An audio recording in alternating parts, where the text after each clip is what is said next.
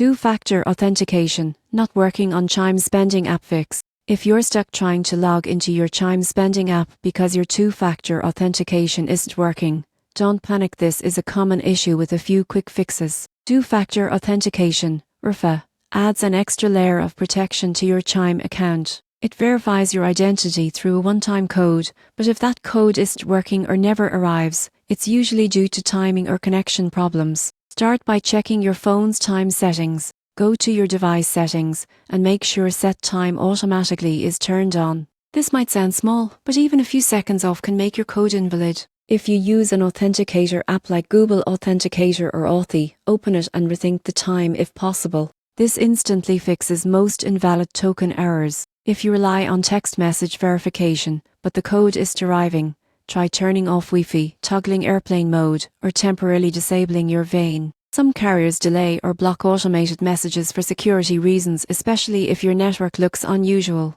It's also smart to check if your Chime app is up to date. Outdated versions can struggle to connect to the servers. Updating or reinstalling the app often clears that issue. If you recently changed phones or numbers, your old setup may no longer work. Tap Can't Access Two-Factor on the login page and follow Chime's secure recovery steps. Once everything's synced and updated, your two-factor authentication should start working like new. Remember, Chime security features are designed to protect your account, and with these quick adjustments, you'll be back in control of your spending app in no time.